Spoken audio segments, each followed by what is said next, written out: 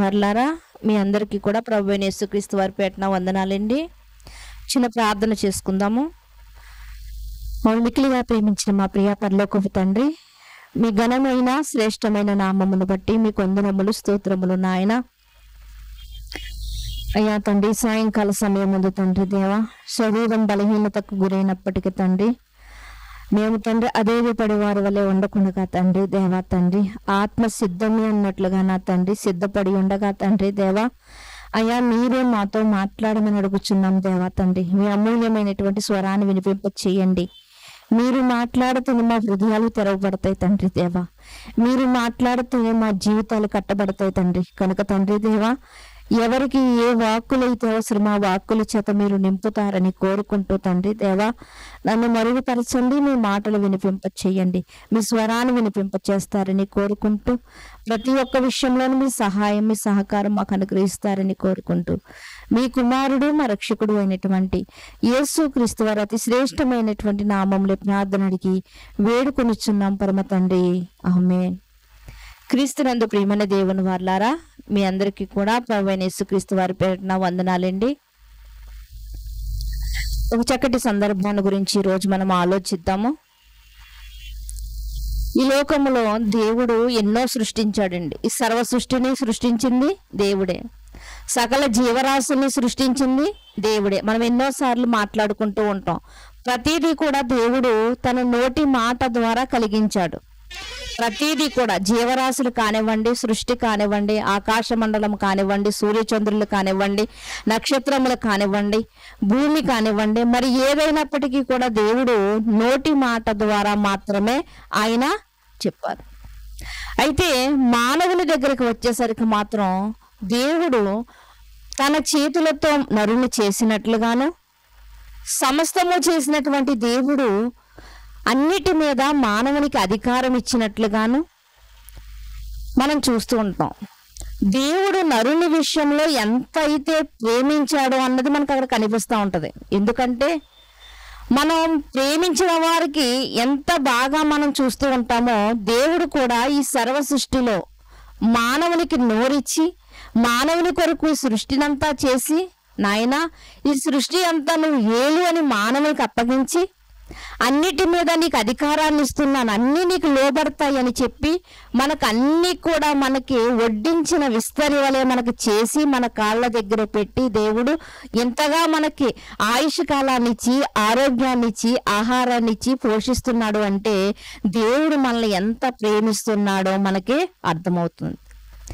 దేవుడు ఇంకా లోకమును ప్రేమించాడు అని రాయబడి, అంటే లోకములో ఉన్నటువంటి మనల్ని ప్రేమించాడు గనుకనే ప్రియమైన దేవుని వారలారా, సరైనటువంటి సత్యమైనటువంటి వాక్యాన్ని కూడా మనకు వినిపింప చేస్తూ, మనలో ఉన్నటువంటి లోటుపాట్లు ఏంటో వాటిని మనం సరి చేసుకుంటూ ముందుకు నడవడానికి గాను దేవుడు మనకి కృప చూపుతూ ఉన్నాడు. అంటే దేవుడు మనల్ని ఎంతగానో ప్రేమిస్తున్నాడు అన్నది ఎంత వాస్తవం మనందరికీ తెలుసు కదండి.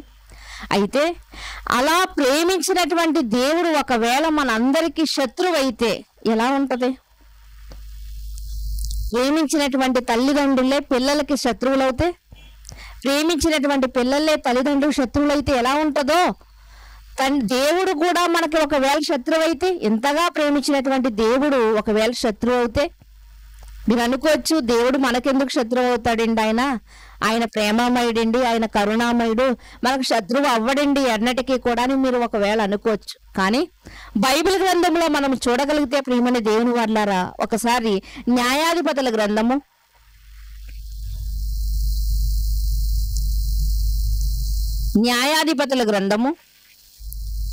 2వ అధ్యాయము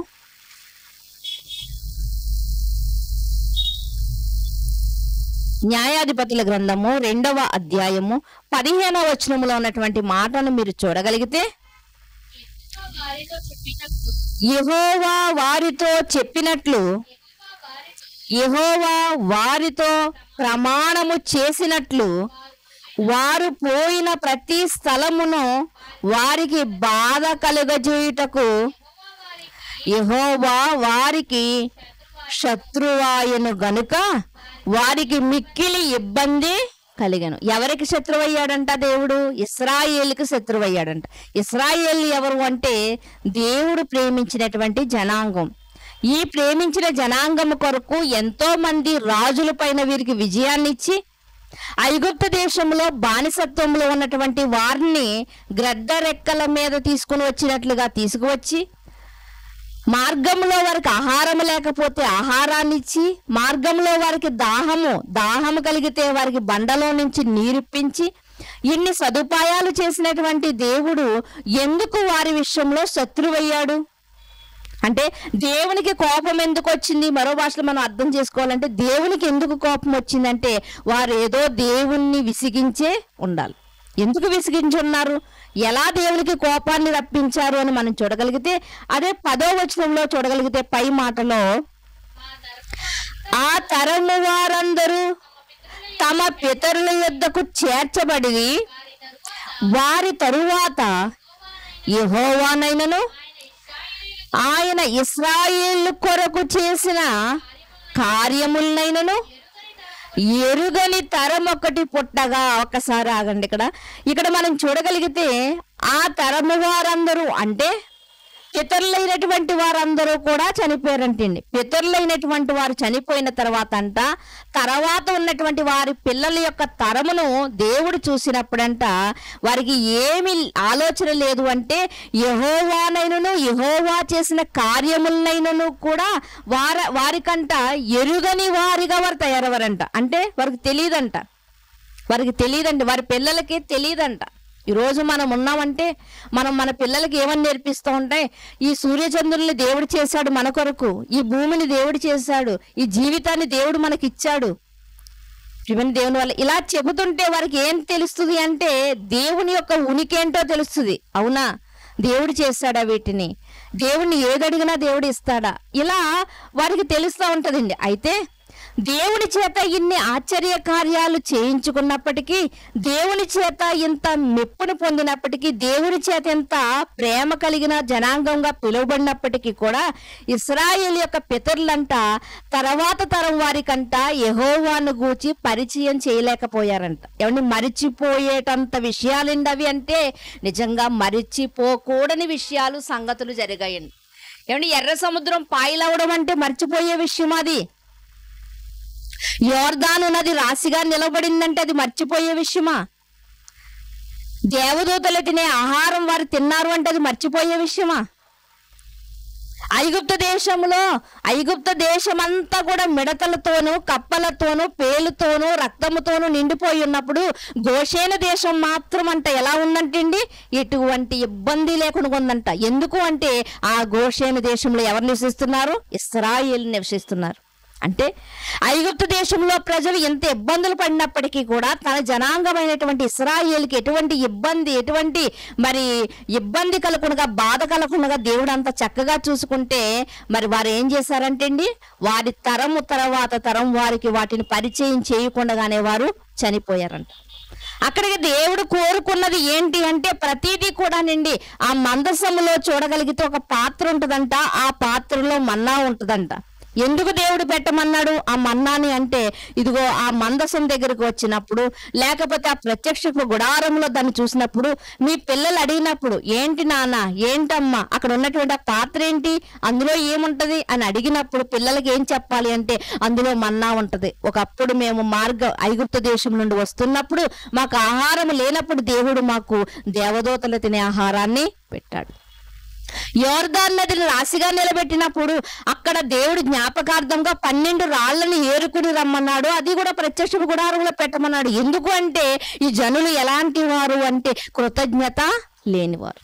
ఒకవేళ వీళ్ళు మర్చిపోయినా ఆ ప్రత్యక్షపు గుడారములో కానీ ఆ మందసం దగ్గర కానీ ఈ వస్తువులను చూసినప్పుడు, ఈ రాళ్లను చూసినప్పుడు, ఎందుకు ఈ రాళ్లను ఇక్కడ పెట్టారు అంటే 12 గోత్రాలకు సూచనగా, ఇదిగో ఒకనాడు మేము యోర్దాను నదిని దాటుతూ ఉండగా ఇదిగో దేవుడు ఆ నీళ్ళను ఏం చేశాడు అంటే రాశిగా నిలబెట్టాడు. ఆరిన నేల మీద మేము, లేకపోతే మోకాళ్ళ వరకు నీళ్లు ఉన్నటువంటి ఆ నీళ్ల మీద మేము నడుచుకుని నదిని దాటాం. ఇవన్నీ మీరు చెప్పకపోయినా వీటిని చూసినప్పుడు మీ పిల్లలు అడిగినప్పుడు మీరు వాటిని గురించి చెప్పాలి. కానీ పనికిరాని విషయాలన్నీ పిల్లలతో పంచుకున్నటువంటి ఈ సమాజము ఒకనాడు దేవుని గురించి ఇంత అద్భుత కార్యాలు దేవుడు చేస్తే దేవుని గురించి చెప్పడం మర్చిపోయిందంట. ఆ తరుము వారందరూ ఎలాంటి వారయ్యారు అంటే దేవుణ్ణైనను దేవుడు చేసినటువంటి కార్యములైనను కూడా ఎరుగనటువంటి తరముగా వారు ఉన్నారంట. 11వ వచనంలో ఇశ్రాయేలు యెహోవా కన్నుల ఎదుట కీడు చేసి ఐగుప్తు దేశములో నుండి వారిని రప్పించిన తమ పితరుల దేవుడైన యెహోవాను విసర్జించి, ఎవరినంటండి? పితరుల దేవుడైనటువంటి జీవము కలిగినటువంటి దేవుడైనటువంటి యెహోవానంట విసర్జించంట జీవము లేని దేవుణ్ణి వెంటాడుతున్నారంట. ప్రియమైన దేవుని వల్ల కారణం ఏమిటి అంటే ఈయన జీవము కలిగిన వాడు, ఈయన వల్లే మనం మోక్షానికి వెళ్తామన్నటువంటి ఆ యొక్క సందర్భాన్ని గురించి వారి పితరులు వారికి చెప్పకపోవడమే ప్రియమైన దేవుని వల్ల. అందుకనే ఈరోజు పిల్లలు ఉన్నటువంటి ప్రతి తల్లిదండ్రులు కూడా తమ పిల్లలతో పంచుకోవలసినటువంటి విషయాలు చాలా ఉంటాయండి. ఇదిగో అందుకని ఈ రోజు చూడండి క్లాసులు చెప్తూ ఉన్నారు. క్లాసులు ఏంటి అంటే మీరు బయటికి వెళ్ళినప్పుడు ఎలా ఉండాలి, మీ మీద ఎవరైనా దాడి చేస్తే మీరు ఎలా ఉండాలి. అందుకునే కదండి ఈ రోజు కరాటీ నేర్పిస్తున్నారు ఆడపిల్లలకి.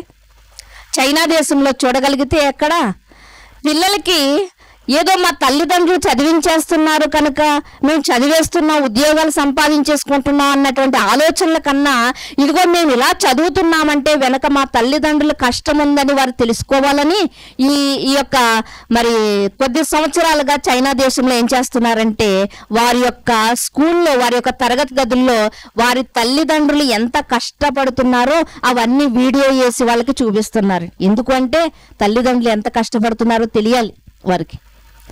మరి ఇక్కడ కూడా జీవము కలిగినటువంటి యెహోవా దేవుడని ఆయన గొప్పతనాన్ని గురించి తల్లిదండ్రులు చెప్పి ఉంటే పితరులు చెప్పి ఉంటే పిల్లలు ఎలా ఉండేవారు అంటే యెహోవా అంటే ఎవరు అని అడిగే పరిస్థితులు ఉండేవి కాదు ప్రియమైన దేవుని వాళ్ళారా. కానీ అక్కడ అలాంటి పరిస్థితులు ఉన్నప్పుడు ఇప్పుడు దేవుడు ఇంకా ప్రేమిస్తాడా?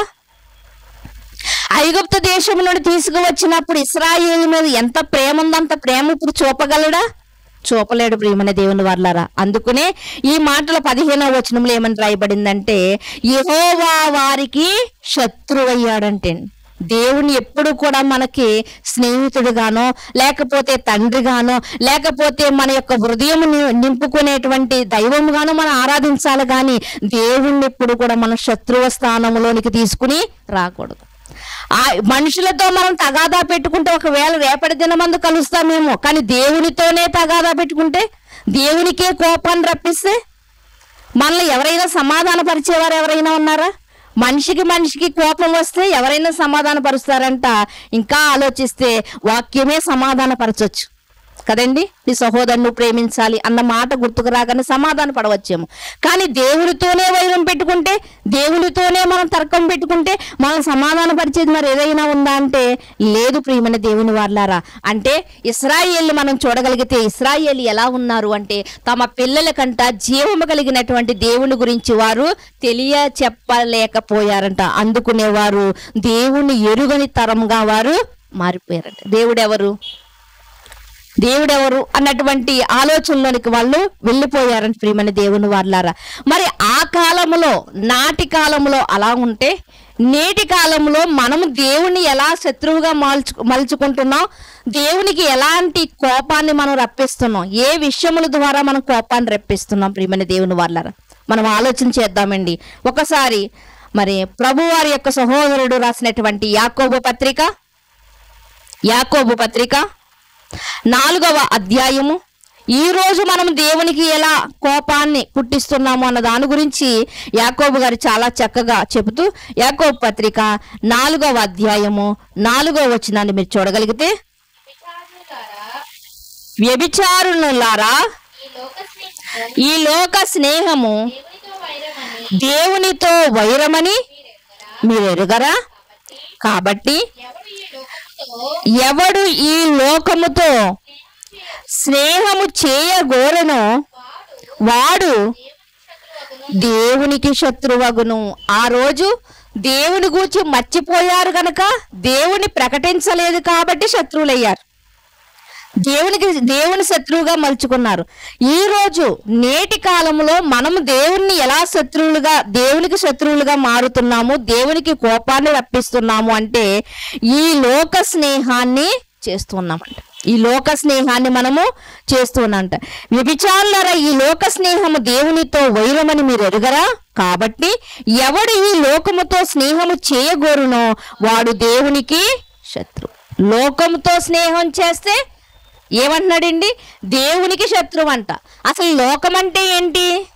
లోకం అంటే ఏంటి? లోకం అంటే మట్ట కాదండి. చిన్ననాటి నుంచి కూడా మనకి ఒక ఆయన చెప్తూ వచ్చారు, లోకం అంటే మట్టి కాదు, దేశం అంటే మట్టి కాదు, దేశం అంటే మనుషులు. లోకం అంటే కూడా మట్టి కాదు, లోకం అంటే ఏంటి? మనుషులు. అంటే ఇప్పుడు దేవుడు మనకు రాయించినటువంటి మాట ఏంటి అంటే మీరు లోకంతో స్నేహం చేయకండి అంటున్నాడు. అంటే లోకములో ఉన్నటువంటి ప్రజలతో మీరు స్నేహం చేయకండి అంటున్నాడు. ఒకవేళ దేవుడు అలా అంటే మనం కూడా ఆలోచిస్తే అసలు లోకముతో దేవుడు అంటే ప్రజలతో స్నేహం చేయొద్దు అంటున్నాడు ఏంటి? అందరూ కూడా ప్రపంచంలో ఉన్నటువంటి ప్రతి ఒక్కరు మన సహోదరులే కదా, మరి దేవుడు ఎందుకు చెప్తున్నాడు అని మనకు ఆలోచన రావచ్చు. అంతే కదండి. ఒక చోట ఒకలాగా బైబిల్ ఎప్పుడు రాయబడదు. మరొక చోట ప్రతి ఒక్కరిని మీరు ప్రేమించాలి, ప్రతి ఒక్కరిని కూడా మీరు ఆదరించాలని రాసినటువంటి దేవుడే ఇక్కడ ఎందుకు లోకంతో స్నేహం చేయవద్దు అంటున్నాడో మనం ఆలోచన చేయగలిగితే ప్రియమైన దేవుని వారలారా మనకి అదే వచనాల్లో మనకు కనిపిస్తూ ఉంటది. చూడండి, మరొక వచనాన్ని మనము చూద్దాం ప్రియమైన దేవుని వారలారా. యోహాను పత్రిక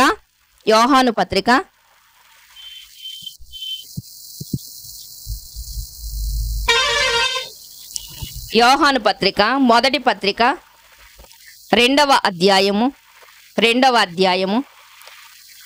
వచనాన్ని మీరు చూడగలిగితే,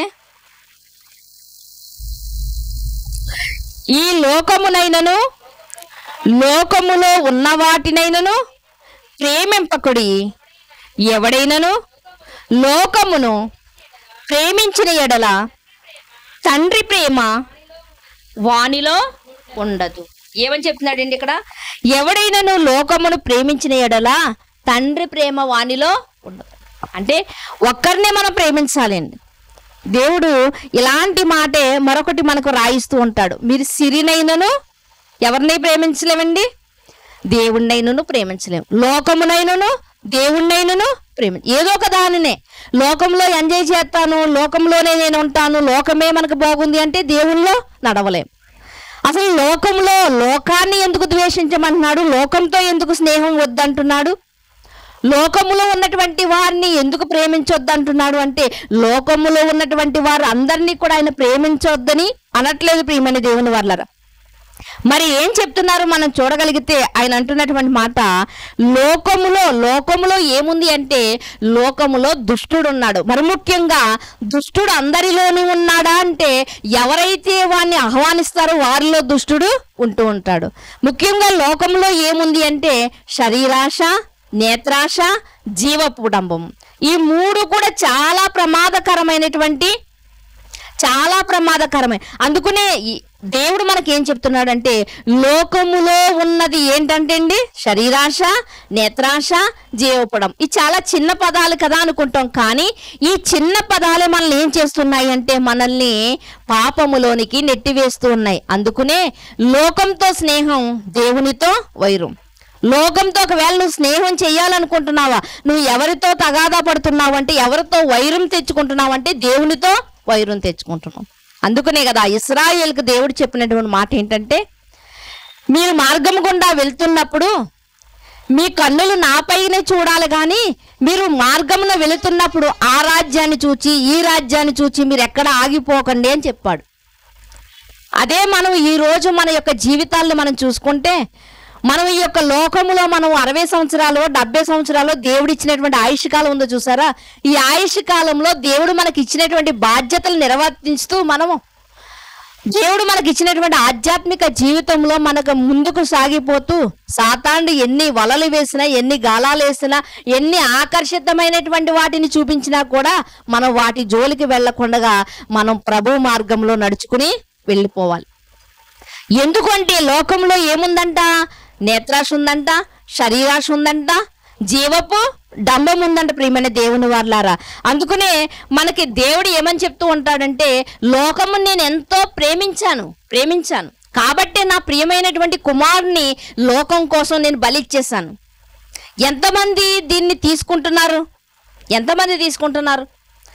అది తీసుకున్న వారికి మాత్రమే వర్తిస్తుంది. మరి మిగిలిన వారు ఎలా ఉన్నారు అంటే మనకి చాలా చోట్ల కనిపిస్తూ ఉంటుంది. సామెతల గ్రంథంలో కూడా కనిపిస్తుంది. అంటే ఎలాంటి తరాలు వచ్చేసినాయి అంటే కన్నులు నెత్తికెక్కినటువంటి తరం ఒకటి వచ్చిందంట. ఇలాంటి తరమే దేవుడెవరు? అసలు దేవుడు లేడు ఇలా అనేవారు చాలా మంది ఉన్నారు. ఎలాంటి తరం అని చెప్తున్నారు అంటే అక్కడ సొలొమోను గారి జ్ఞానంతో కన్నులు నెత్తికెక్కినటువంటి తరం. ప్రతి ఒక్కరికి కూడా దేవుడు అవసరమండి, అవసరం. ప్రతి ఒక్కరికి కూడా ఏదో ఒక సమయంలో దేవుడు అవసరం. ఇశ్రాయేలు అలాంటి గొప్ప దేవుని రుచి చూసి కూడానంట వారు ఎన్నో అద్భుత కార్యాలు చూసినప్పటికీ కూడా, అనుభవించినప్పటికీ కూడానంట వారు ఎలాంటి స్థితిలోనికి వెళ్ళిపోయారంటే అసలు దేవుడెవరు? దేవుడు ఉన్నాడా? మమ్మల్ని ఐగుప్తు దేశంలో నడిపించింది ఇదిగో ఈ దూడ మాత్రమే దూడను చేసుకున్నారంట బంగారంతో. ప్రియమైన దేవుని వాళ్ళరా, అంటే వారి కన్నులు ఎంతగా మూయబడ్డాయో చూసారా? మూయబడ్డాయో ఒక్కసారి మనం చూడగలిగితే అపోస్తుల కార్యములు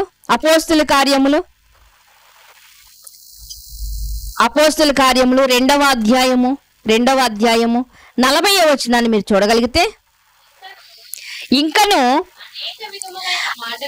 అనేక విధములైన మాటలతో సాక్ష్యమిచ్చి మీరు మూర్ఖులకు ఈ తరము వారికి వేరే రక్షణ పొందులని వారిని హెచ్చరించెను. వాక్యం చెప్తున్నారండి. ఎవరు? పేతురు గారు వాక్యం చెబుతుంటే 3000 మంది అంట రక్షణ పొందారంట. మొట్టమొదటి ప్రసంగం అని అనుకోవచ్చు.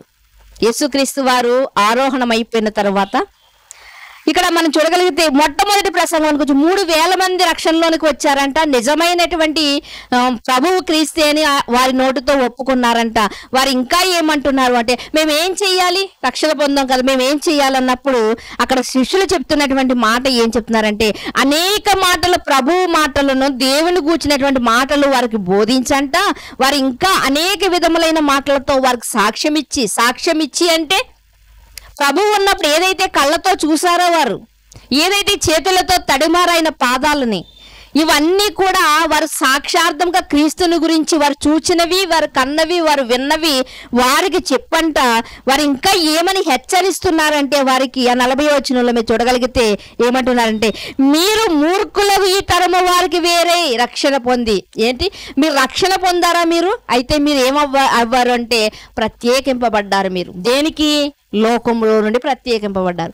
ఏ లోకంలో ఏముంది అంటే అక్కడ చెప్తున్నటువంటి మాట మూర్ఖులకు ఈ తరము వారు. మూర్ఖులకు అంటే ఫుట్నోట్లో ఉన్నటువంటి మాటను మీరు చూడగలిగితే, ఫుట్నోట్లో చిన్న అంకె వేసి కింద రాయబడినటువంటి మాట రెండవ అంకెను మీరు చూడగలిగితే, వంకరైన అంటే మూర్ఖులకు అంటే వంకరైనటువంటి త్రోవకు మీరు ఏమైపోవాలి? వేరైపోవాలి.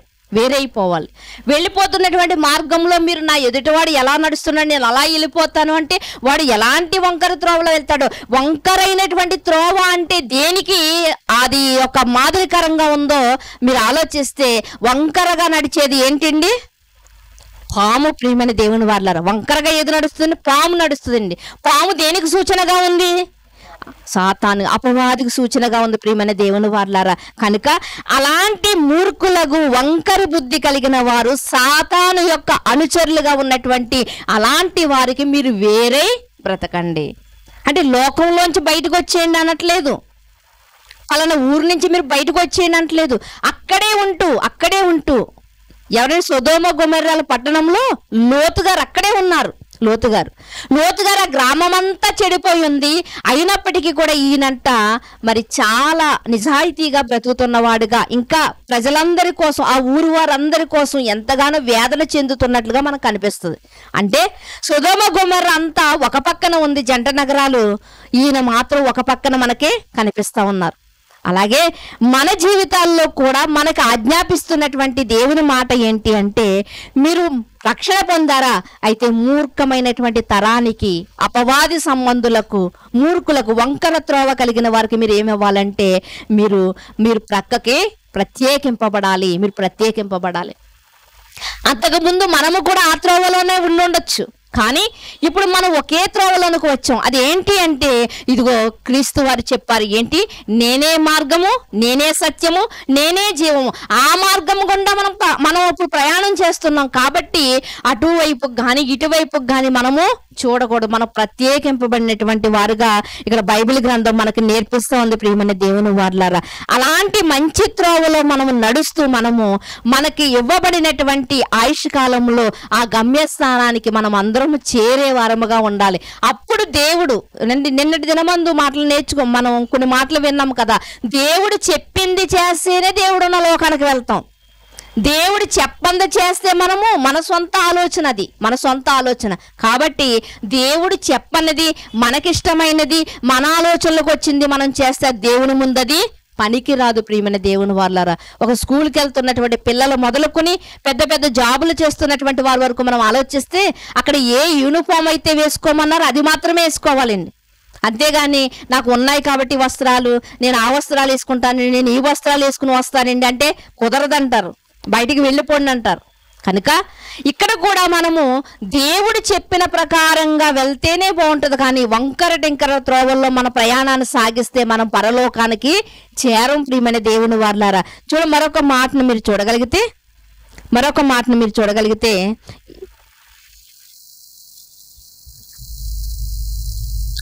ఇందాక చదువుకున్నటువంటి మాటల్లోనే యోహాను పత్రిక, మొదటి పత్రిక 2వ అధ్యాయము 16వ వచనాన్ని మీరు చూడగలిగితే,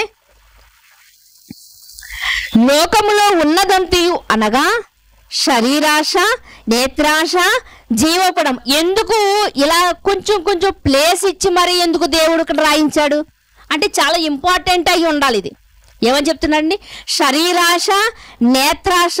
ఎందుకు ఇంత చక్కగా చెప్పాడు అంటే ప్రియమైన దేవుని వారలారా, అవయవాలకి ఆశ అనేది, కోరిక అనేది ఉంటది. అది తెలియజేయడానికి ఆయన శరీరాశ అని రాసి మళ్ళీ వెంటనే మొదలెట్టేయలేదండి, కొంచెం గ్యాప్ ఇచ్చి మరలా నేత్రాశ అని రాశాడు. అంటే మనలో ఉన్నటువంటి అవయవాలకంట ఏముంటదంటండి, ఆశలు ఉంటాయంట, కోరికలు ఉంటాయంట. అవి కోరికలుగా ఉంటే పర్వాలేదు. కొంతమంది కోరికలు ఏమైపోతాయంట, గుర్రాలు అయిపోతాయంట. అంటే రెక్కలు వస్తాయంట. వచ్చిన కోరికల్ని ఎలాగైనా నేను నెరవేర్చుకోవాలని. అంతే కదండి. ఈరోజు అలాంటి ప్రయోగాలు ఎంతో మంది చేసి చనిపోయారండి. రీల్స్ తీసేవారు కానివ్వండి, మరి కొన్ని ప్రయత్నాలు చేసి చనిపోయారు. ఎందుకు అంటే వారికి వచ్చిన కోరికలు వారు నెరవేర్చుకోవాలనుకున్నారు ప్రియమైన దేవుని వారలారా. అంటే శరీరానికి ఏముంది అంటే, అవయవాలకి ఏముంది అంటే ఆశ అనేది ఉంది, కోరిక అనేది ఉంది ప్రియమైన దేవుని వారలారా. అయితే ఈ కోరికలతో ఆధ్యాత్మిక జీవితంలో మాత్రం మనము ప్రయాణించలేం. మరి అయితే ప్రయాణించాలంటే మనం ఏం చేయాలంటే ఈ ఆశలని, ఈ కోరికల్ని మనం ఏం చేయాలంటే చంపుకోవాలి. నాకు షుగర్ ఎక్కువగా ఉంటుందండి, నాకు బీపీ ఎక్కువగా ఉంటుందండి, ఏం చేయమంటారండి డాక్టర్ గారు అంటే, ఉదయం ఏం చేస్తున్నామంటే టీ తాగుతున్నానండి అంటే, టీ తీసివేయండి, మీరు తాకండి అని చెప్తారు. ఎందుకు, నీకు షుగర్ తగ్గాలంటే నువ్వేం చేయాలి, టీ తాగడం మానేయాలి. నువ్వు ఉప్పు తినడం మానే, నీకు ఏం కంట్రోల్ అవుద్ది, బీపీ కంట్రోల్ అవుద్ది. అలాగే చేస్తాం కదండి, డాక్టర్ గారు ఏది చెప్తే అదే చేస్తాం కదండి. అంటే మనం అవయవాల విషయంలో మనం ఏం చేసుకుంటున్నామంటే, ఈ అవయవాలకి బలం రావాలన్నా, ఈ అవయవాలకు వచ్చిన రోగం పోవాలన్నా మనం ఏం చేస్తామంటే ఏది డాక్టర్ గారు అయితే చెప్తే అది పాటిస్తూ ఉంటాం ప్రియమైన దేవుని వల్ల. ఒక్కొక్కసారి అయితే వచ్చిన జ్వరానికి ఈ 2 రోజులు వాడేండి తగ్గిపోద్దంటే 3 రోజులు కూడా వాడతాం మనం, మరలా వెంటనే రాకుండా ఉంటుందని. అంటే ఈ ఆరోగ్యం విషయంలో ఎంత మనం కాపాడుకుంటున్నామో ప్రియమైన దేవుని వారలారా. ఆశల విషయంలో, కోరికల విషయంలో ఇవి ఆధ్యాత్మిక జీవితానికి ఆటంకం కదా అని వాటిని మాత్రం మనం చంపుకోలేకపోతున్నాం ప్రియమైన దేవుని వారలారా. అందుకనే యోహాను గారు ఎంత క్లియర్గా రాశారు అంటే శరీరాశ, నేత్రాశ అని చెప్తున్నారు. ఇంకా మనం దీని గురించి మనం ఆలోచన చేయగలిగితే, ఒక్కసారి మీరు చూడగలిగితే కొరింథీయులకు రాసినటువంటి మొదటి పత్రిక 4వ అధ్యాయము 16వ వచనాన్ని చూడగలిగితే, దానికన్నా ముందు కొరింథీయులకు రాసిన మొదటి పత్రిక 12వ అధ్యాయము 24వ వచనాన్ని చూద్దాం. 24వ వచనాన్ని, సుందరములైన మన అవయములకు ఎక్కువ సౌందర్యం అక్కరలేదు, అయితే అవయవములు ఆ. ఒకదానినొకటి ఏకముగా పరామర్శిస్తున్న దేవుడు తక్కువ తక్కువ దానికి ఎక్కువ ఘనత కలుగజేస్తుంది. ఏమని చెప్తున్నారండి ఇక్కడ? సుందరములైన మన అవయవములకు ఎక్కువ సౌందర్యము అక్కర్లేదు. మన అవయవాలు ఎలా చేశాడంటే దేవుడు చాలా సుందరంగా చేశాడంటే మన అవయవాలను దేవుడిని. నిజంగా ఈ అవయవ నిర్మాణాన్ని చూసి శాస్త్రవేత్తలు కూడా అనుకుంటున్నారు, ఏంటి ఈ నిర్మాణం ఎలా చేయగలడు? ఒక ఇంటికి వెళ్ళినప్పుడండి ఆ ఇల్లు కట్టిన విధానాన్ని చూసి, ఆ టైల్స్ రంగుని చూసి, ఆ లైట్లను చూసి, ఆ మోడల్ లైట్లను చూసి మనం అనుకుంటూ ఉంటాం, అబ్బాయి ఈ డిజైన్ ఎంత బాగా చేశారు వీళ్ళు, వీళ్ళకి ఎక్కడ ఈ ఆలోచనకు తట్టింది, ఇవన్నీ అనుకుంటూ ఉంటాం కదా.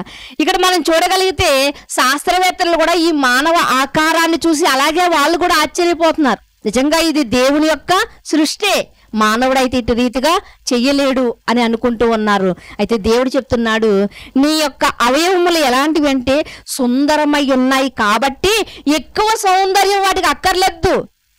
నువ్వు ముల్తాను మట్టి తెచ్చి రాస్తున్నావు, అది తెచ్చి రాస్తున్నావు, ఇది తెచ్చి రాస్తున్నావు, ఈ శరీరం మెరుగులు దిద్దుతున్నావు, ఈ శరీరానికి ఏది అవసరమో అది ఇవ్వకుండా ఏం చేస్తున్నావు అంటే మెరుగులు దిద్దేవారుగా ఉన్నారు. అయితే మరి ప్రసంగి చెప్పినట్లుగా ఎంత మెరుగులు దిద్దినప్పటికీ కూడా బొక్కావాని తైలంలో అంటే ఏగ పడితే ఏమవుతుందంటే అదంతా కంపు కొడుతుందంట. అలాగే మనం ఎంత మెరుగులు దిద్దినప్పటికీ కూడా లోనున్న ఆత్మ పోయిందనుకోండి, ఏమైపోద్దండి? ఇది శరీరం శవం అయిపోద్ది. ప్రియమైన దేవుని వల్లారా, ఇంత తెలిసి కూడా మనం ఏం చేస్తూ ఉంటామంటే ఈ అందమైనటువంటి సౌందర్యం కలిగినటువంటి ఈ సుందరమైనటువంటి దేహాన్ని దేవుడు మనకి ఇచ్చినప్పటికీ కూడా మనం దానికి ఇంకా మెరుగులు దిద్దుతూ ఉంటాం. కానీ దేవుడు అంటున్నాడు, దీనికి ఇంకా అధికమైన సౌందర్యం అవసరము లేదు. అంటే శరీరానికి ఆశలు. ఈ శరీరం ఇంకా తెల్లగా అవుతే ఎంత బాగుంటుంది, ఈ శరీరాన్ని ఇలా చేస్తే ఎంత బాగుంటుంది. శరీరానికి ఆశలేండి, శరీరాశ. దాన్ని చంపలేకపోతున్నారు చాలా మంది. ప్రియమైన దేవుని వాళ్ళారా, అది చంపలేక ఈ రోజు మొహానికి ఏది పడితే అది రాసేయమని యూట్యూబ్లో వస్తుంటే రాసేసిండి ఉన్న అందాన్ని పోగొట్టేసుకుని ముఖం నిండా మచ్చలు తెచ్చుకునిండి. ఈ రోజు ఒక సహోదరు నాకు తెలిసింది, చాలా చక్కగా ఉండేది. మొట్టమొదట్లో మన ప్రార్థనకు వచ్చినప్పుడు చాలా చక్కగా ఉండింది. తర్వాత కొంతకాలానికి చూసేసరికి ముఖమంతా నల్లగా అయిపోయి ఏమైంది అంటే వాడిన క్రీమ్లో తేడా వచ్చిందంట. ఉన్న అందాన్ని కూడా పాడు. అందుకనే దేవుడు అంటున్నాడు, సుందరములైనటువంటి నీ అవయవాలకి మరింత సౌందర్యం అవసరమో లేదు. నువ్వు తెచ్చుకోవాలని అనుకోకు, అవసరం లేదు. ఒకవేళ నువ్వు తెచ్చుకున్నా కూడా అది వ్యర్థమే అని చెప్తున్నాడు. చూడండి మరొక వచనాన్ని కూడా, కొరింథీయులకు రాసినటువంటి రెండవ పత్రిక 4వ అధ్యాయము 16వ వచనాన్ని చూడగలిగితే, దేన్ని సుందరంగా చేయమంటున్నాడు, దేని పట్ల మీరు ఆసక్తి కలిగి ఉండండి అని దేవుడు చెప్తున్నాడు. ఇక్కడ చూడగలిగితే కొరింథీయులకు రాసినటువంటి 2వ పత్రిక 4వ అధ్యాయము 16వ వచనంలో రాయబడిన మాటను చూడగలిగితే, కావున మేము అధైర్యపడము, మా బాహ్య పురుషుడు కృషించినను ఆంతర్య పురుషుడు దినదినము నూతన పరచబడుచున్నాడు. మేము దృశ్యమైనవి వాటిని చూడక అదృశ్యమైన వాటినే మేము చూస్తున్నాము. పౌలు గారు చెప్తున్నటువంటి మాట, దినదినము కూడా అందాన్ని చేకూర్చుకోవలసినటువంటి అవసరత దేనికి ఉందంటే శరీరానికి కాదు. లోపల ఒక శక్తి ఉంది, అదే ఆత్మ. దానికంట దినదినము కూడా దాన్ని ఏం చేయాలంట, నూతన పరచాలంట. అది ఎలా నూతన పరచబడుతుంది? దానికి ముసలితనం లేదా? దానికి ముసలితనం లేదండి. అది దానికి చావు లేదా? దానికి చావు లేదండి. శరీరాన్ని వదిలేస్తుంది, ఆత్మ వెళ్ళిపోద్దండి. అందుకునే అంటూ ఉంటారు చాలా మంది, చనిపోయిన చోటుకు వచ్చి పలానా అప్పారావు గారు ఎప్పుడు పోయారు అంటారు. ఉన్న శరీరం, ఉన్న శవం ఎవరిది? ఆయిందే. కానీ పేరు ఎవరికి పెడుతున్నారు? ఆత్మకు పెడుతున్నారు. ఈరోజు పేరు పిలువబడుతుంది మనకు కాదండి, మనలో ఉన్న ఆత్మకే పేరు. అందుకనే శవం దగ్గరికి వచ్చి ఎప్పుడు పోయారు అని అడుగుతారు. ఇంతకీ కళ్ళ ముందు ఏముంది? శవమే ఉంది. కనుక ప్రియమైన దేవుని వల్లారా, అలాంటి అంతము లేని చావు లేని ఆత్మ ఉంది చూసారా లోపల. ఆ ఆత్మ అంట దినదినము కూడా నూతన పరచబడాలంట. దాని గురించి ఆలోచించట్లేదు, ఎందుకంటే అది కనిపించదు కదా. కనిపించదు కదా, దాని గురించి ఆలోచించాం. కానీ దేనికోసం ఆలోచిస్తామంటే ఇదిగో బాహ్య రూపాన్ని గురించి ఆలోచిస్తాం. కానీ పౌలు గారు సత్యాన్ని తెలిసినటువంటి దేవుని పిల్లలైనటువంటి వారు ఏం మాట్లాడుతున్నారంటే, మేము దృశ్యమైన వాటిని చూడక అదృశ్యమైన వాటిని నిదానించి చూస్తూ ఉన్నాం మేము అని చెబుతూ, ప్రియమైన దేవుని వారలారా, ఏలయనగా దృశ్యమైనవి అనిత్యములు, అదృశ్యమైనవి నిత్యములు. దృశ్యమైన కనిపిస్తున్నటువంటి శరీరం ఎలాంటిదంట? అశాశ్వతమైందంట. మట్టిలో పెడితే 4 రోజుల తర్వాత చూస్తే అప్పటికే తూట్లు పడిపోయి ఉంటుంది శరీరం అంతా. మట్టిలో పెట్టి 4 రోజుల తర్వాత మరలా తవ్వి చూస్తే అప్పటికే శరీరం ఏమైపోతుందండి? పాడైపోతూ ఉంటుంది. ఇంకో 4 రోజులు పోయిన తర్వాత కంపు కొడుతూ ఉంటుంది, పురుగులు తినేసే ఉంటాయి ఆల్రెడీ. అంటే ఈ కనిపించే దేహాన్ని మనం చూస్తున్నాం. దీన్ని ఇంకా ఈ శరీరాశ ఎలాంటిది అంటే, ఈ శరీరాన్ని ఇంకా బాగా మనం ఏం చేయాలి? దీన్ని బాగా మేపాలి, దీన్ని బాగా అలంకరించాలి అని అనుకుంటాం. కానీ పౌలు గారు చెప్తున్నారు ఏంటంటే, అది ఎలాంటిది అంటే అనిత్యము, అంటే అశాశ్వతమైనది, శిథిలమైపోయేది అది. కానీ దాన్ని మీరు డెకరేషన్ చేయకండి అని చెప్తున్నారు. మరి అదృశ్యమైనవి ఏంటి అంటే, లోపల ఉన్న ఆత్మ ఉంది చూసారా, అది అదృశ్యమైనదే, కనిపించదు. కానీ అది ఎలాంటిది అంటే నిత్యమైనది, దానికి చావు లేదు, దానికి అంతము లేదు. ప్రియమైన దేవుని వారలారా, అంతము లేదు. చూడు, మరొక మాటను కూడా చూసుకుందాం మనం. మరొక మాటను కూడా అది యోహాను గారు చెప్తూ ఏమంటారంటే, అదే వచనములో తర్వాత మాట, నేత్రాశ అని మనతో మాట్లాడుతూ ఉంటారు. ప్రియమైన దేవుని వారలారా, నేత్రాశ అంటే శరీర భాగాల్లో నేత్రము కూడా ఒక అవయవము, ఒక భాగము. ప్రియమైన దేవుని వారలారా, మరి గడిచిన దినాల్లో ఈ కన్నును గురించి, నేత్రాన్ని గురించి మనం ఒక పాఠాన్ని చాలా చక్కగా నేర్చుకున్నామండి. నేత్రము ఎలాంటిదంటే చిన్న అవయవమే నిజంగా. కానీ ఎంత జాగ్రత్తగా కాపాడుతుందంటే కనుగుడ్డుని, ఏదైనా మన కన్ను దగ్గరకు వచ్చేసరికి ఎంత తెలివిగా ఆ రెప్ప పడేటట్లుగా అది చేస్తూ ఉంటుంది. ప్రియమైన దేవుని వారలారా, అంటే ఈ దేహానికి ఏ హాని కూడా కలగకుండా, ఏ అపాయము కలగకుండా కావలి కాసేది ఏంటంటే కన్నే. కన్ను చూడకపోతే గుంటలో పడిపోతూ ఉంటామండి. కన్ను చూడకపోతే ఎదుటిన్నటువంటి ప్రమాదంలో పడిపోతుంటాం కదండి. అందుకనే కన్ను చాలా ప్రాముఖ్యమైనది. కాబట్టి నేత్రదానం చెయ్యండి అని ఎక్కడికక్కడ మనకి ఫ్లెక్సీలు కడుతూ ఉంటారు. అందుకనే చాలా మంది యాక్సిడెంట్ అయినప్పుడు కూడా తమ నేత్రాలను తీసి, వారి తల్లిదండ్రులు కావచ్చు, వారి ఇంటి వారు కావచ్చు, అతని నేత్రాలు లేకపోతే ఆమె నేత్రాలు తీసి మరొకరికి దానం చేస్తారు. అతను చనిపోయిన తర్వాత కూడా సుమారు 6 గంటల లోపు ఆ కళ్ళు పనిచేస్తాయండి. ఆ కళ్ళు మాత్రమే కాదండి, లోపల దేవుడు చేసిన అవయవాలలో ప్రతిదీ కూడా పనిచేస్తుంది. ప్రియమైన దేవుని వారలారా, ఒక చెయ్యి ఊడిపోయి పక్కన పడిందా 6 గంటల లోపు మీరు పట్టుకుని వెళ్తే దాన్ని కూడా మీకు అతకగలరు. ఇది దేవుడు చేసినటువంటి నిర్మాణం అండి, ఇది దేవుడు చేసిన నిర్మాణం. అలాంటి నిర్మాణంలో కన్ను ఒకటి. ఈ కన్ను అంట మనల్ని మంచి మార్గంలో నడిపించగలదంట, ఇదే కన్ను చెడు మార్గంలో కూడా నడిపించగలదు.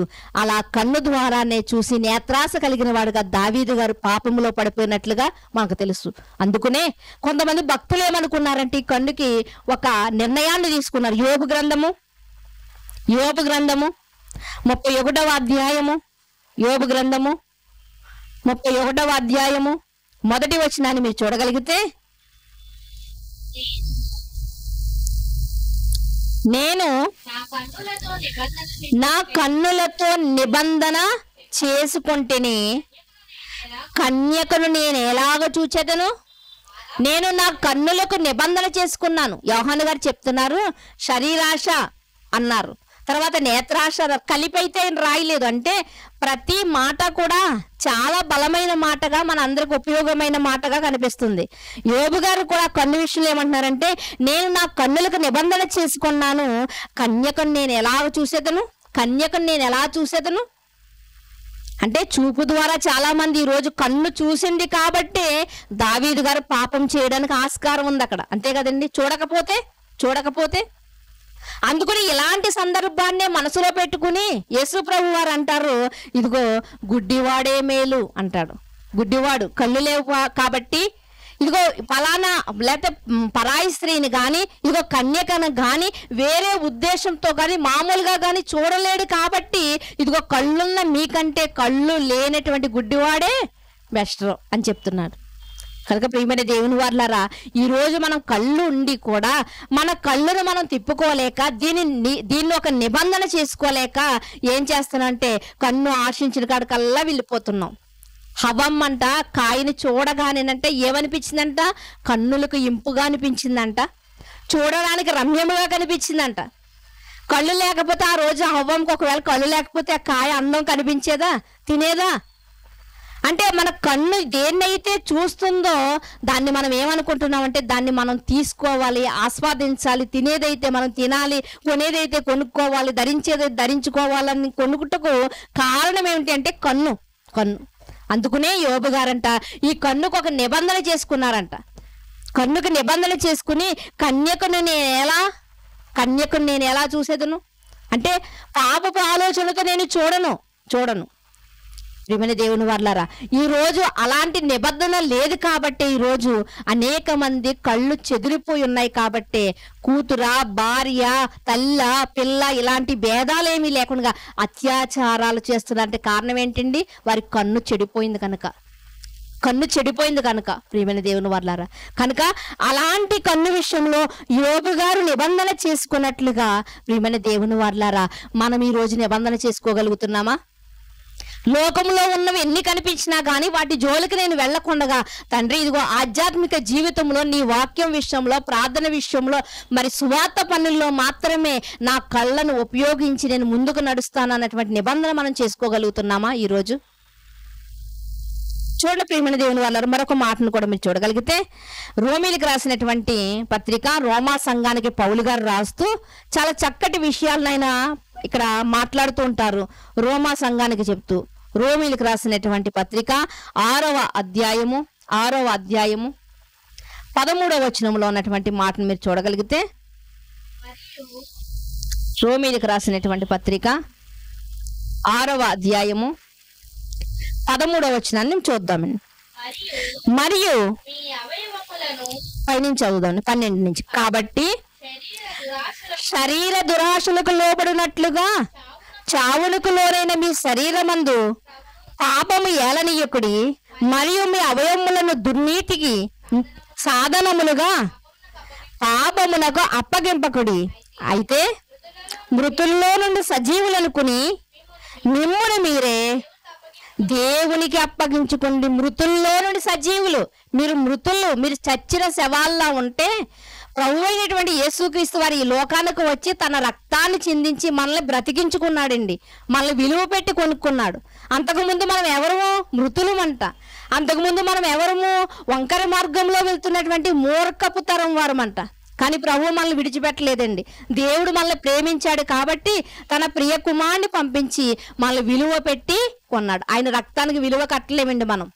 మన రక్తం ఒక బాటిల్ రక్తం వేస్తే ఒక 100, 500 ఖరీదు కడతారేమో, 1000 ఖరీదు కడతారేమో, విలువ ఉందేమో మన రక్తానికి ఒక బాటిల్. కానీ ప్రభు వారి రక్తానికి విలువ కట్టలేం ప్రియమైన దేవుని వర్లారా. అలా మనల్ని మృతుల్లో నుండి ఆయన లేపాడంట, మృతుల్లో నుండి మళ్ళీ సజీవులుగా మనల్ని ఆయన నిలబెట్టాడంట. కనుక ఏమని మాట్లాడుతున్నారంటే దేవునికి అప్పగించుకుని మీ అవయవములను నీతికి సాధనాలుగా మీరు దేవునికి అప్పగించుకొనిడి. ఏమంటున్నారండి? దుర్నీతికి సాధనాలుగా వాడకండి. దేనికి సాధనాలుగా వాడాలి? మీ అవయవాల్ని నీతికి సాధనాలుగా వాడండి, నీతికి సాధనాలుగా వాడండి. ఈరోజు మన కన్ను ఉన్నదనుకో మంచిదాన్నే మనం చూడాలి.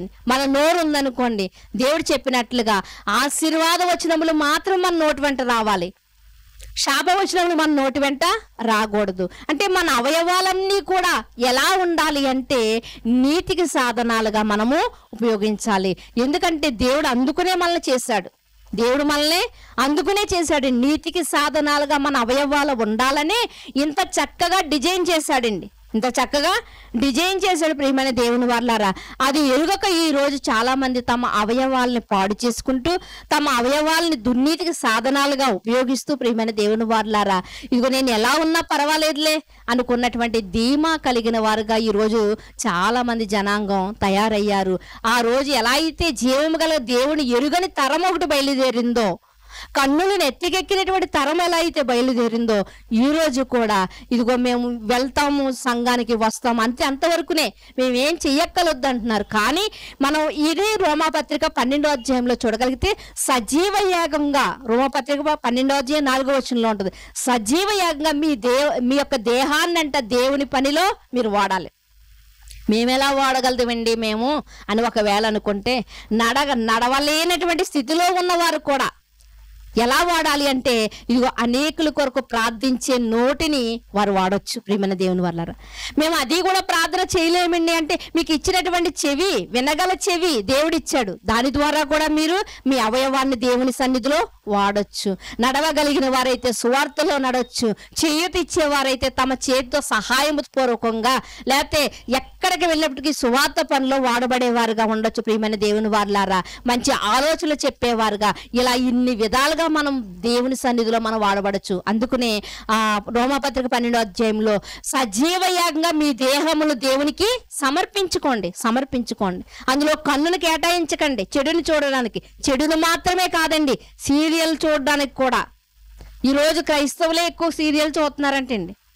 సీరియల్ చూసేవారు ఎవరండి? క్రైస్తవులేనంట. ప్రియమైన దేవుని వారులారా, కనుక మన కన్నుని మనం చెడు చూడడం అంటే ఏదో చూడడం ఎక్కడి వరకునే వెళ్ళక్కర్లొద్దు. మన ఇంట్లో ఉన్నటువంటి ఇదిగో చిన్న దెయ్యం మొదలుకొని, చేతిలో ఉన్న సెల్ ఫోన్ చిన్న దెయ్యం మొదలుకొని పెద్ద దెయ్యం టీవీ వరకు కూడా సీరియల్ చూసినా, సినిమాలు చూసినా ఇవన్నీ కూడా ఎలాంటివండి? మన కన్నుతో మనం ఏం చేస్తున్నామంట? మనము ఆ దుర్నీతికి సాధనంగానే వాడుతున్నామంట. ప్రియమైన దేవుని వల్ల అట్టి వారిగా మనము ఉండకూడదని ఇక్కడ మనకి పౌలు గారు మనకి రోమా సంఘంతో మాట్లాడుతూ చెప్తున్నారు. ప్రియమైన దేవుని వాళ్ళారా, ఒకసారి మరి ఒక మాటను మనం చూడగలిగితే యోహాను గారు మరొక మాటను చెప్పారు. ఏంటంటే జీవపు డమ్ము అంటే ఉన్నది రూపాయి అయితే 2 రూపాయలని చెప్తా ఉంటాడు. ఉన్నది 1000 రూపాయలు అయితే నా దగ్గర 10,000 ఉన్నాయని మరి అలాంటి మనస్తత్వం కలిగిన వాడుగా ఉంటాడు. ఉప్పొంగవలసిన విషయాల్లో ఉప్పొంగకుండగానంట చిన్నదానికి కూడా పెద్దగా ఉప్పొంగుతూ ఉంటాడంట. నేనే అని చూపించుకోడు. వాడినే ఏమంటూ ఉంటారంటే జీవపు డంబము కలిగిన వాడు అంటారు. అంటే ఉన్న స్థితి కన్నా గొప్పవాడిగా చూపించాలనుకుంటాడండి. ఉన్న స్థితి కన్నా గొప్పవాడిగా చూపించాలనుకుంటాడు. ప్రియమైన దేవుని వాళ్ళారా, అలాంటి వారిని జీవపు డంబము కలిగిన వారు అని వ్రాయబడింది. ప్రియమైన దేవుని వాళ్ళారా, ఒకసారి అపోస్తుల కార్యంలో ఒక్క మాట ఇలాంటి వ్యక్తి కనిపిస్తూ ఉంటాడు. చివరిగా మనం అతని గురించి మాట్లాడుకుందాము. అపోస్తుల కార్యములు 12వ అధ్యాయము, అపోస్తుల కార్యములు 12వ అధ్యాయము 21వ వచనాన్ని చూద్దామండి. నియమింపబడిన దినమందు హేరోదు రాజవస్త్రములు ధరించుకుని న్యాయపీఠం మీద కూర్చుండి వారి ఎదుట ఉపన్యాసము చేయగా జనులు ఇది దైవస్వరమే కాని మానవ స్వరము కాదని కేకలు వేసిరి. ఇక్కడ మనం చూడగలిగితే ఎవరు కనిపిస్తున్నారండి? హేరోదు గారు కనిపిస్తున్నారంట. హేరోదు గారంట నియమింపబడినటువంటి దినమందంట ధర్మశాస్త్ర గ్రంథాన్ని చెబుతూ ఉన్నప్పుడంట ఆయన మాట్లాడుతూ ఉంటే అంట ఆయన మాటల్లో ఏం కనిపించిందంటే దైవత్వం కనిపించిందంట. ఎవరికి? వింటున్నటువంటి ప్రజలకి ఆయన మాటల్లో దైవత్వం కనిపించినప్పుడంట ప్రజలందరూ అంటున్నారు ఇది మానవ స్వరం కాదు, ఇది దైవ స్వరమే, ఇది దేవుని స్వరం కానీ ఇది మానవ స్వరం అయితే కాదని ఏమని చెప్తున్నారంటే హేరోదు విషయంలో వారు ఏం చెప్తున్నారంటే ఇది మానవ స్వరం కాదు, ఇది నీ స్వరం కాదు హేరోదు, ఇది దైవస్వరమే అన్నప్పుడు హేరోదు గారు పౌలు గారి మనస్తత్వం కలిగిన వాడైతే ఏమనాలి? అమ్మా నా నోరు ఒక బోరగా దేవుడు వాడుకుంటున్నాడంతే. నేను ఎలాంటిదానని అంటే ఇక్కడ ఒక పాత్రగా నిలబడ్డానంతే. ఈ పాత్రలో నింపబడిందంతా దేవుని యొక్క సొరికే, దేవుని యొక్క పదార్థమే, దేవుని యొక్క వాక్యమే. కాబట్టి నేను నిలబడ్డానంతే. నడిపించేది ఎవరు? దేవుడు నడిపిస్తున్నాడు. కాబట్టి నాకు అంత ఘనత ఇవ్వకూడదు, మీరు దేవునికి ఇవ్వాలి అనాలి. ఎవరండి? హేరోదు గారు. పౌలు గారి మనస్తత్వం కలిగిన వాడైతే.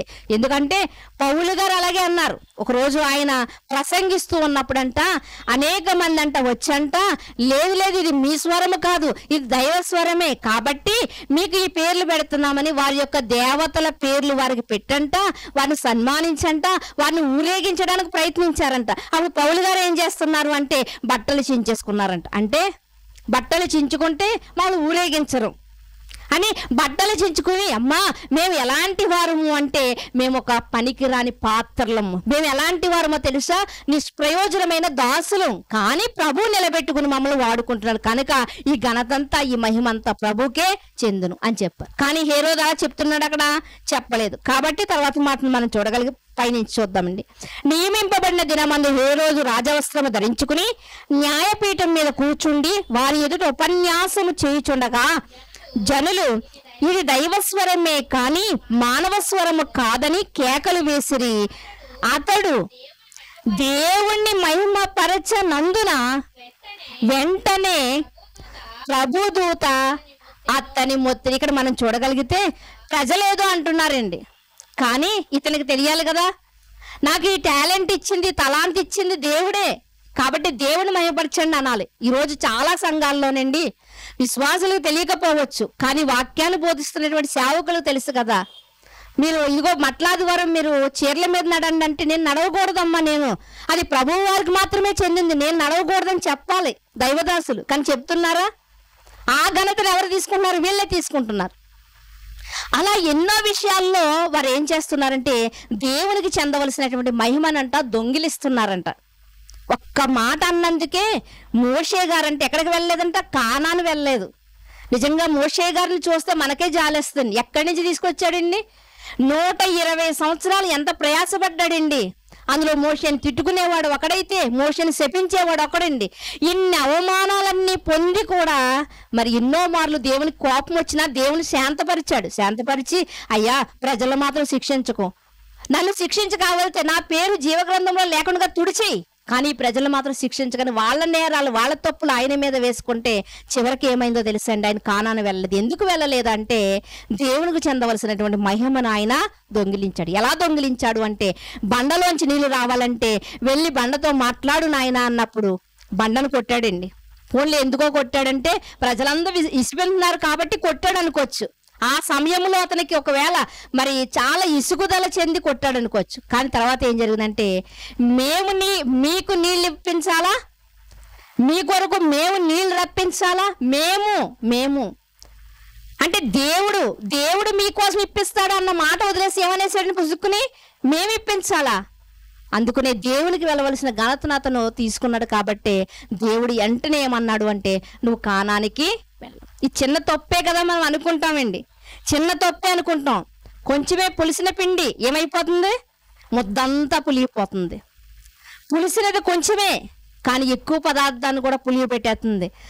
అది ఎంత వాస్తవమో దేవునికి ఇష్టము లేని మాట కానీ దేవునికి ఇష్టం లేని కార్యము కానీ క్రియ కానీ మనలో ఉన్నప్పుడు మన జీవితం అంతా కూడా అలాగే అయిపోద్ది. దావీదు గారి జీవితం కూడా బెత్షెబా విషయానికి వచ్చేసరికంట అప్పటి వరకు ఉన్నటువంటి నీతి, అప్పటి వరకు దేవుడిచ్చినటువంటి ప్రేమ అన్నీ తుడిచివేయబడ్డాయండి. మరలా సంపాదించుకున్నాడు దావీదు గారు బెత్షెబా విషయంలో బిడ్డ చనిపోయే టయానికి అతనికి ఉన్నటువంటి దేవుని భయభక్తులంతా పోయిందండి. మరలా సంపాదించుకున్నాడండి. పాకులాడాడు, పొరుపు తేలేంతగా ఏడ్చాడు, కన్నీటితో బ్రతిమలాడుకున్నాడు. దేవా నాకు ఇంకా ఆయుష్కాలం ఇవి, నేను చేసింది తప్పు అని బ్రతిమలాడుకున్నాడు.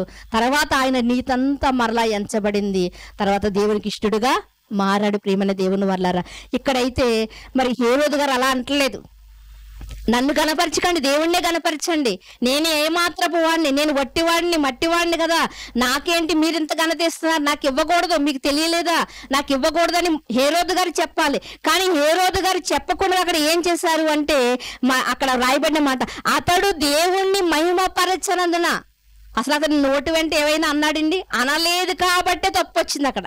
ఒక్క మాట నన్ను కాదమ్మా దేవుని మహిమపరచండి అంటే బాగుండు, అనలేదు. ప్రియమైన దేవుని వాళ్ళారా, దేవుని మహిమపరచనందున వెంటనే ప్రభుదూత అతని యొద్దకు వచ్చి అతని మొత్తెను.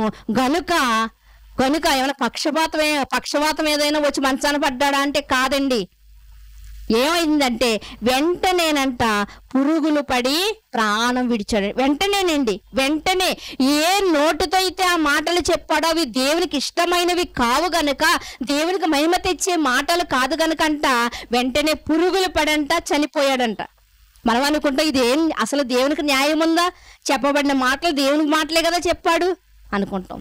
ఈ రోజు కూడా ఏంటి మీరు ఎంత భక్తిలో ఉన్నారు కదా, మీ కష్టాలు ఏంటి, మీకు బాధలేంటి, మీకు శ్రమలేంటి అనుకుంటూ ఉంటాం. కానీ దేవుని యొక్క చట్టం వేరుగా ఉంటుంది ప్రియమైన దేవుని వల్లరా. దేవుని ఆలోచనలు వేరుగా ఉంటాయండి, వేరుగా ఉంటాయి. కనుక బైబిల్ గ్రంథంలో కూడా యోబు గారు దగ్గరికి వచ్చేసరికి ఏమంటే ఇల్లంతా కూలిపోయినప్పుడు దాంతో సరిపెట్టొచ్చు కదా దేవుడు. గార్ధబాలన్నీ చనిపోయాయంట, ఒంటెలన్నీ ఎత్తుకుపోయారంట, గాడిదలన్నీ ఎత్తుకుపోయారంట, అన్నీ పోయాయంట. అన్నీ పోయిన తర్వాత నా వదిలేచ్చు కదా అంటే లేదు, ఇంకా ఉంది అతనికి పరీక్ష. ఏంటి అంటే ఇదిగో అతని ఒళ్ళంతా కూడా ఏమైపోవాలి, పాడైపోవాలి. ఇది కాదు, ఇది కూడా కాదు, 10 మంది పిల్లల్ని కనేంతగా సంసారం చేసి భాగస్వామైనటువంటి భార్య కూడా నిందించాలి. నిందించిందా? నిందించింది. ఏ మాట అయితే అనకూడదు ఆ మాటే అన్నది. ఏమన్నది? దేవుని దూషించి చచ్చిపో అంటుందండి. ఎవరు కోరుకుంటారండి అలాగా భాగస్వామిని? ఇవన్నీ జరగాలి ప్రియమైన దేవుని వాళ్ళారా. 10 మంది పిల్లలు చనిపోయారు ఒకే రోజండి. ఇవన్నీ జరగాలంటే జరగాలి, దేవుని చట్టం అది. నీ చట్టం నా చట్టం అయితే ఒక బిడ్డను పోగొట్టుకున్నప్పుడే, రోగం వచ్చినప్పుడు మనం ఏమనుకుంటామంటే దేవుడా నాకెందుకెట్టో ఈ పరీక్ష అంటూ ఉంటాం. దేవుని ఆలోచనలు వేరండి, మన ఆలోచనలు వేరు. అందుకు మన ఆలోచనలో ఈ శ్రమలను చూస్తున్నాం, దేవుని ఆలోచనలో 2 ఆశీర్వాదాన్ని ఇచ్చాడంట. యోబు గారు కుమార్తెల వలె ఆ యొక్క దేశంలో ఎవ్వరు కూడా అంత అందగత్తలు లేరంటండి. రెట్టింపు ఆశీర్వాదం. ఆ రెట్టింపు ఆశీర్వాదం పొందుకోవాలంటే ఓర్పు కలిగి సహనము కలిగి ఉన్నాడు, నిందించలేదు ప్రియమైన దేవుని వాళ్ళారా. ఇక్కడ హేరోదు గారు ఒక్క మాట, నేను కాదమ్మా గొప్పవాడు దేవుడు అని ఉంటే తన ప్రాణాన్ని దక్కించుకునేవాడు, అలా అనలేదు కాబట్టి దేవునికి వెళ్ళవలసిన మహిమను దొంగిలించాడు కాబట్టి పురుగులు పడి చనిపోయినట్లుగా అక్కడ మనకి కనిపిస్తూ ఉంటుంది ప్రియమైన దేవుని వాళ్ళారా. దీనినే ఏమంటూ ఉంటారంటే జీవపు డంబం అంటూ ఉంటారు. జీవపు డంబం. ఉన్నది కొంచెం కానీ వాడు చూపించాలనుకున్నది ఎక్కువ. మనకు బాగా అర్థం కావాలంటే ఉన్న స్థితి కొంచెమే, కానీ ఫంక్షన్లు పెళ్ళిళ్ళు వచ్చేసరికి మాత్రం ధనవంతుడు ఎలా చేశాడో అలా చేయాలనుకుంటూ ఉంటాం ఒక్కొక్కసారి. దీన్నే జీవపు డంబం అంటారు ప్రియమైన దేవుని వాళ్ళారు. కనుక ఇలాంటి శరీరాశ కానీ నేత్రాశ కానీ జీవపు డంబం కానీ మనలో ఉంటే దేవుడు ఏమంటున్నాడంటే ఇదిగో నాతో మీకు వైరం అంటున్నాడు. వీటిలో ఒకవేళ మీరు వాటిని చంపుకోకపోతే, ఆ కోరికలు కానీ ఆశలను కానీ మీరు చంపుకోకపోతే ఇదిగో నేను మీకు శత్రువుని అవుతాను అంటున్నాడు. ఈ దేవుడే ఏమని చెప్తున్నాడు తెలుసా అండి? లోకంలో సమాజంలో నువ్వు శత్రువులు అనుకున్న వారందరూ నీకు మిత్రులు చేస్తానన్నాడు ఈ దేవుడే. అలా చెప్పినటువంటి దేవుడే నేనే మీకు శత్రువులు అయిపోతాను అంటున్నాడు అంటే ప్రియమైన దేవుని వాళ్ళారా, ఆ దేవునికి విరుద్ధమైనటువంటి కార్యం మనం ఏదో చేస్తున్నాం. ఆ రోజు వారు ఏమో దేవుని ఎరుగని వారుగా ఉన్నారు, ఈ రోజు మనమేమో లోకాన్ని ప్రేమించేవారుగా ఉన్నాం. లోకంలో ఎంత ప్రమాదకరమైనది ఉంది అంటే ప్రియమైన దేవుని వాళ్ళారా, లోకంలో ఆ ప్రమాదకరమైనది దుష్టుని వలన వచ్చింది. అవి తండ్రి వల్ల పుట్టినవి కావు. ఏవండి? శరీరాశ, నేత్రాశ, జీవపు డంబం. తండ్రి వల్ల పుట్టినవి కావు, దేవుని వల్ల పుట్టినవి కావు. మరి ఎవరిని వల్ల పుట్టాయి? దుష్టుని వల్ల పుట్టాయి. కనుక ఆ దుష్టుని వల్ల పుట్టినటువంటి వాటిని మనం స్వీకరించి వాటి వైపుకు మనం చూసి, ఒకనాడు ఆకాను చూసారా? ఆకాను ఏం చూశాడంట? బంగారాన్ని చూశాడంట, వస్త్రాన్ని చూశాడంట. దేవుడు చెప్పాడు, నాయనా మీరు యుద్ధం చెయ్యండి కానీ అక్కడి నుంచి మీరు ఏది తీసుకు తెచ్చుకోవద్దు అని చెప్పినా సరే ఆకానికి అవి చూశాడండి. కన్ను చూడగానే తీసుకుంటే బాగుంటుంది కదా, ఎవరో చూస్తలేదు కదా అనుకున్నాడు. ఎవరో చూడకపోయినా పైన దేవుడు చూస్తున్నాడని ఆ రోజు గ్రహించలేకపోయాడండి. తీసుకున్నాడు, తీసుకుని వాటిని డేరాలో దాచిపెట్టాడు, తన ప్రాణాన్ని పోగొట్టుకున్నాడు. అననీయ సప్పేదాలు మనం చూడగలిగితే వారి కన్ను వారు ముందు అన్నారు, ఏమని అన్నారు? ఇదంతా మేము దేవుని పనిలో ఇస్తామని చెప్పారు. కానీ తర్వాత ఆ ధనాన్ని చూసేసరికి వాళ్ళకి ఏం కలిగిందండి? శరీరాశ కలిగింది, నేత్రాశ కలిగి వెంటనే దీంతో మనం కొంచెం దాచుకుంటే బాగుంటుందేమో అన్నటువంటి చెడు ఉద్దేశం వాళ్ళకి కలిగినప్పుడు ప్రియమైన దేవుని వాళ్ళారా, వారు ఏమయ్యారంటే వారి ప్రాణాలను వారు పోగొట్టుకున్నట్లుగా మనకి కనిపిస్తూ ఉంటుంది ప్రియమైన దేవుని వాళ్ళారా. మనుషులకు భయపడకపోయినప్పటికీ పర్వాలేదేమో కానీ దేవునికి మాత్రం భయపడకుండా దేవుడు చెప్పిన వాటికి విరోధంగా మనం గాని ఏదైనా చేస్తే దేవుడు మనల్ని ఊరుకోడ ప్రియమైన దేవుని వార్లారా. ఏమంటే ఒకసారి శిక్షిస్తే పర్వాలేదండి, ఇశ్రాయేలు శిక్షించి శత్రువు చేతికి అప్పగించేవాడు. కొన్ని సంవత్సరాలు పోయిన తర్వాత వీళ్ళందరూ కూడా బానిసత్వంలో దేవునికి మొరపెట్టినప్పుడంట మరలా మొర ఆలకించంట, మరలా విడిపించేవాడంట. మరలా దేవుని మర్చిపోతేనంట మరలా చెప్పేవాడంట శత్రురాజుకంట, మరలా మొర పెడితే మరలా తీసుకువచ్చాడంట. ఈ రోజు మళ్ళీ అలా శత్రురాజుకి అప్పగించడండి. ఎందుకు అంటే అసలు ఇప్పుడు మనకు శిక్ష వేయడు దేవుడు. ఎందుకు అంటే మనకు శిక్ష పడకుండా ఎవరు కాపాడుతున్నారు అంటే యేసు ప్రభు వారు మనకే అడ్డుగా ఉన్నారు. కనుక ఇప్పుడు శిక్ష పడదు, కానీ అసలైనటువంటి శిక్ష ఒకటి ఉంది. ఆ శిక్షలోంచి ఎవ్వరూ మనల్ని తప్పించలేరు. అదే ఏంటండి? మండుచున్న అగ్ని, అదే దహించి వేసేదండి. కాలుస్తూ ఉంటుంది కానీ కాలం ప్రియమైన దేవుని వర్లారా, సగం కాలిపోయిన మనుషుల దగ్గరికి వెళ్ళి మీకు ఎలా ఉందమ్మా అంటే ఏం చెప్తారో తెలుసా అండి? చచ్చిపోవాలనిపిస్తుందని చెప్తారు. ఎందుకంటే కాలిపోయిన గాయాలు అంతగా బాధ పెడతా ఉంటాయి. మరి ఇక్కడ పాతాళములో, నరకములోనంట మనం కాలిపోవంట, బూడిదైపోవంట, అలా కాలుతూనే ఉంటామంట. బూడిదవుతలేదు, కాలుతూనే ఉంటామండి. అంటే ఎంత బాధ కలిగేటువంటి ప్రదేశం ఆలోచించండి. అక్కడ నుండి మనల్ని తప్పించేవారు ఎవరో లేరు.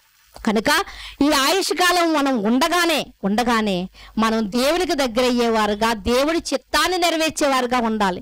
మా సేవకులకి ఇష్టం కాబట్టి నేను ఇది చేస్తున్నానండి, మా సంఘపు ఆచారం కాబట్టి నేను ఇది చేస్తున్నానండి అనుకుంటే మన ఆత్మ ఎక్కడికి వెళ్ళిపోద్దండి? ఆరని అగ్నిలోనికి వెళ్ళిపోద్ది. నీ ఆత్మను కాపాడుకోవాల్సిన బాధ్యత నీదే. నీ ఆత్మను పరలోకానికి పంపించాలంటే ఎవరు సాగనంపడానికి వీళ్ళే, శ్మశానం వరకు మాత్రమే సాగనంపుతారు. లేకపోతే మన పాస్టర్ గారు ఏమైనా మన పరలోకం వరకు తీసుకెళ్తారంటే తీసుకువెళ్ళే మార్గం చెప్తారంతే. నువ్వు ఈ త్రోవలో వెళ్తే పరలోకానికి వెళ్ళగలదు అమ్మ, కాబట్టి ఇదిగో త్రోవ ఏంటండి, మార్గం ఏంటి? యేసే మార్గం.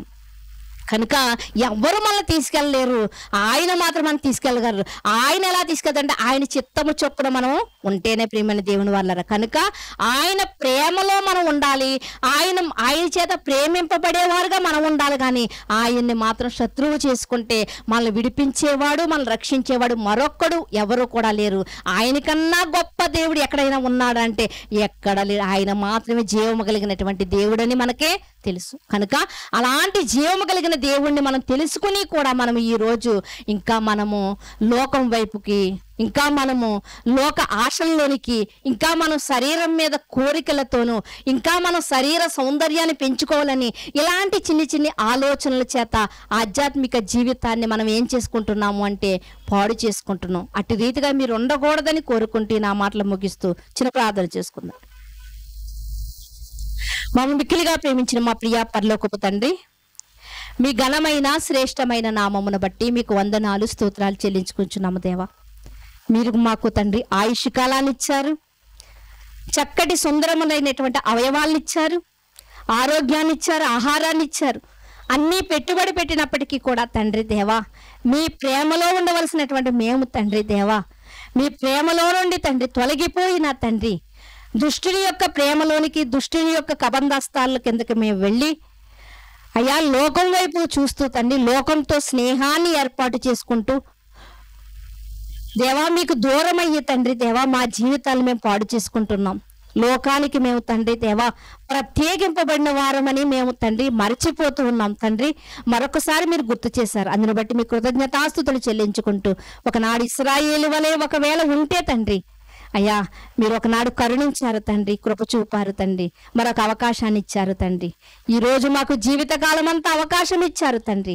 అయినప్పటికీ తండ్రి దేవా మలచుకోలేని పరిస్థితుల్లో మేము వెళ్ళిపోతున్నాం. కనుక తండ్రి కృపతో జ్ఞాపకం చేసుకోండి.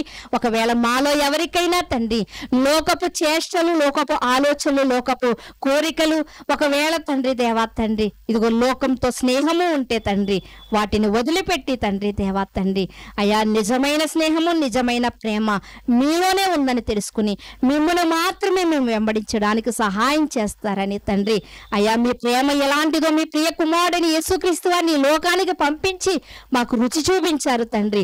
అలాంటి తండ్రి దేవా అయ్యా పరిపూర్ణమైన పవిత్రమైన ప్రేమ నుండి తండ్రి దేవా తండ్రి అయ్యా నిష్ప్రయోజనమైనటువంటి ప్రేమలోనికి తండ్రి దేవా ఫలితము లేని ప్రేమలోకి, శిథిలమైపోయే ప్రేమలోనికి మేము వెళ్ళిపోతున్నామేమో. అటు రీతిగా మేము వెళ్ళకుండా తండ్రి దేవా మరొకసారి మీ వాక్కుల చేత మమ్మల్ని హెచ్చరించినందుకే మీ కృతజ్ఞతాస్తుతులు చెల్లించుకుంటూ సమస్త మహిమా ఘనత ప్రభావములు మీకు ఆరోపించుకుంటూ వచ్చిన మీ పిల్లలందరినీ మీ పాదముల సన్నిధిలో పెడుతూ మీ చిత్తమైతే మరొక అవకాశంలో మేము అందరం కలిసి మిమ్మల్ని స్తుతించే భాగ్యాన్ని మీరు మాకు ప్రసాదిస్తారని కోరుకుంటూ మీ కుమారుడు మా రక్షకుడు అయినటువంటి యేసుక్రీస్తు వారి అతి శ్రేష్టమైన నామంలో ప్రార్థన అడిగి వేడుకొనుచున్నాము పరమ తండ్రి, ఆమేన్. శ్రద్ధగా ఉన్న మీ అందరికీ ప్రభు పేరున వందనాలండి.